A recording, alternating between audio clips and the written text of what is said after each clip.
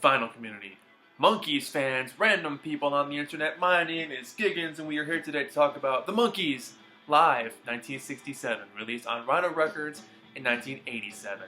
Now, you may be thinking to yourself, Giggens, man, the Monkees, come on, dude. And I'll be like, man, come on, dude, the Monkees. Because I think this warrants its own review. The Monkees, as everyone knows, were if you don't know, now you will know, they were a group of actors and musicians hired by a television studio to play a fictional band weekly for your viewing entertainment. Just four bros hanging out with each other, playing rock and roll music, and getting involved with zany antics and falling in love with girls. You know, just your average TV show. In the early days of the Monkees, they sang on their songs but couldn't play their own instruments, or actually rephrase that, they weren't allowed to play their own instruments. A couple of the guys were actually really talented at playing their own instruments, Mike Nesmith and Peter Tork. And this Monkeemania was like just brewing and building and exploding, and it was a time where proving yourself as a musician in rock music was becoming more and more important. The term rock was becoming more of a thing, and bands were really starting to show themselves off as being taken seriously. I mean, like the Beatles had put out Rubber Soul and Revolver, you know, the Beach Boys did Pet Sounds, the Byrds were exploding, Buffalo Springfield was coming out, like, there were just a lot of bands that were proving themselves more than just a pop machine, that they had something to say and that it was important. And so, when the Monkees came out as this zany, Hard Day's Night styled TV show, it was a lighthearted approach at music targeted to kids, and it just took off.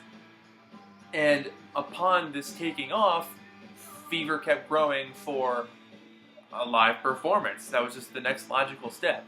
The thing was, because they weren't allowed to play on their records, they were a little rusty trying to figure out how to play some of the songs, even though at this point, they put out their Headquarters album, which was their first album that they really put a lot of work into their own.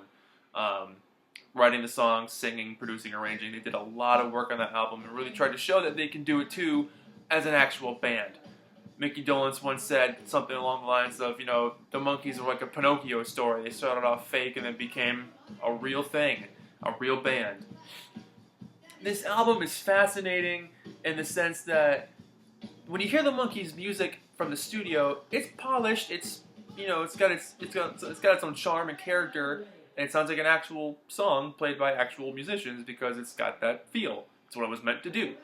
Hearing this album is really exciting and fun and different because you hear the Monkees doing it their own way in a very garage bandy, very loose, very like backyard barbecue, like we're just hanging out playing our instruments kind of way, and that's really fun.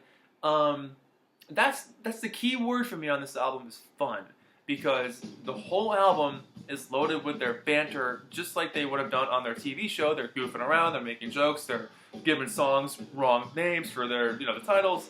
I really had a good time revisiting this album, and because it's been a while since I've heard it, but I figured I would kind of go really quick through a track-by-track analysis, as I do if you've watched any of my videos before. These songs were all recorded in their summer tour of 1967, in between August 25th, 26th, and 27th in Seattle, Portland, and Spokane. This is famously the same tour that the Jimi Hendrix Experience was on. They weren't there for these shows. They were on earlier in the summer in July. But, I mean, the Hendrix Experience exploded relatively after that in America, you know, hanging out with the most popular band in the world at the time, the Monkees. You know, because they were big in England. But, you know, for the most part, the Monkees do everything themselves. On this particular record, there's a CD reissue where they have 4 solo spots, as they call it, where each member gets to have a solo song. And their band, there's a band called the Sundowners that came out and did the backing music for them. And long story short, I met a couple of the guys from the Sundowners at one point years ago. They were super nice guys, and they still talked to some of the Monkees at that point in time. This may have been like 2009 or 10, and they played like "I'm a Believer" and stuff. So it was kind of cool to see them do that. Anyway, different story, different time.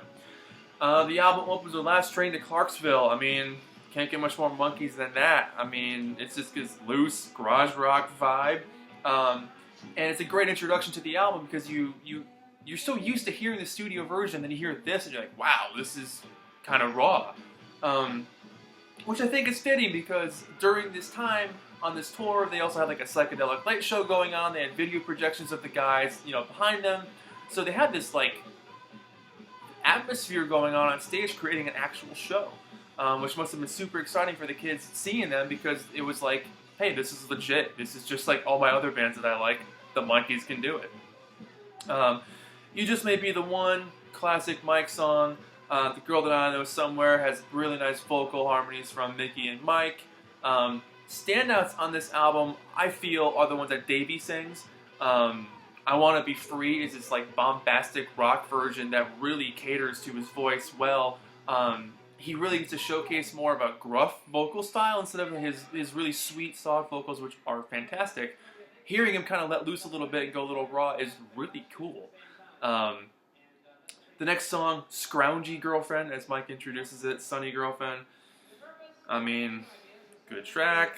Auntie Griselda, Peter does his thing on that one. For the most part, most of these songs are, even though they're loosely done and garage rocky, they are faithfully done.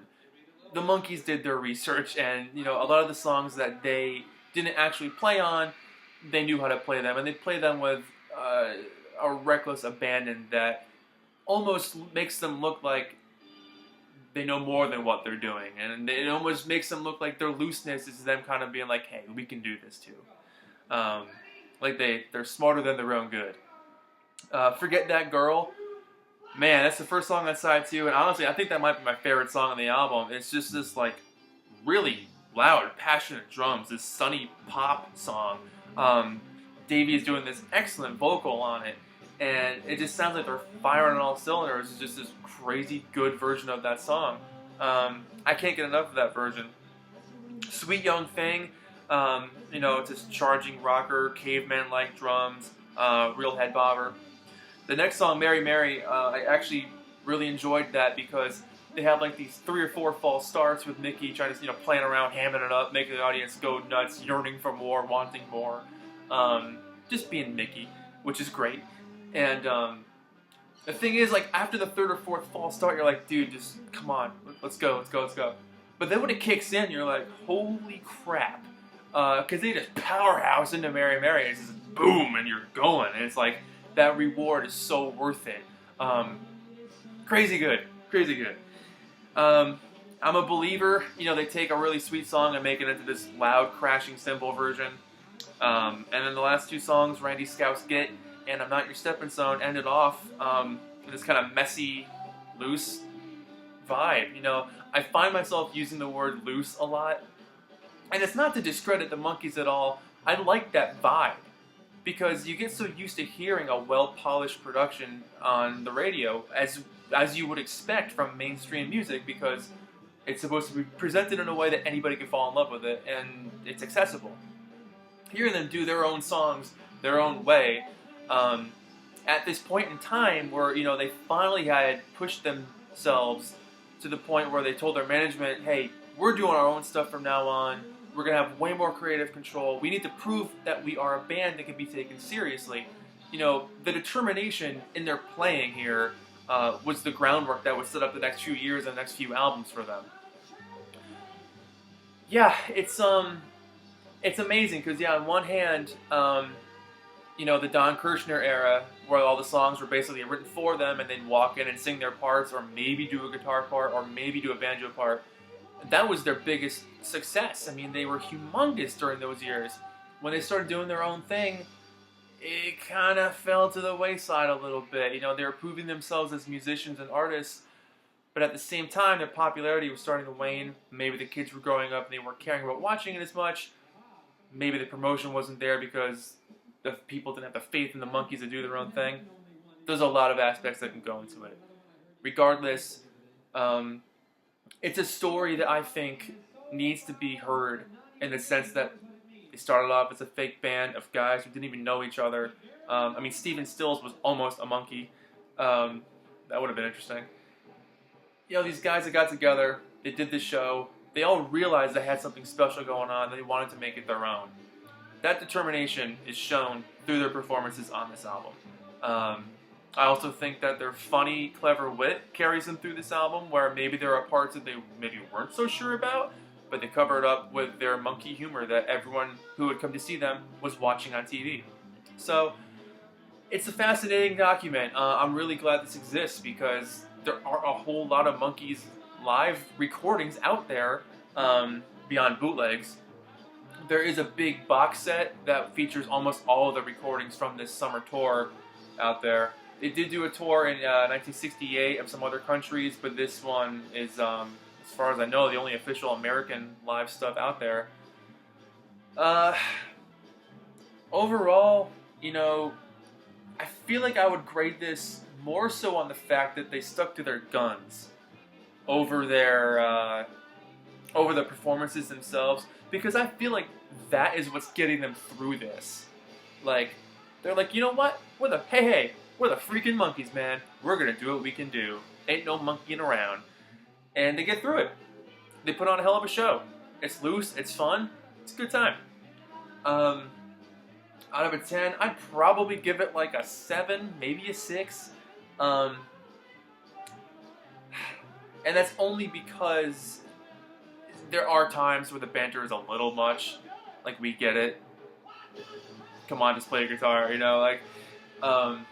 there are parts of it that do get a little sloppy, a little messy, but that comes with a live show. I mean, that's kind of the magic of a live performance. So, I'd probably give it a 7, and just on their performances alone, but I'd give it a 10, just based on their will and their determination to prove themselves to the world that the Monkees were actually worth remembering, and actually worth listening to, and being worth taking seriously.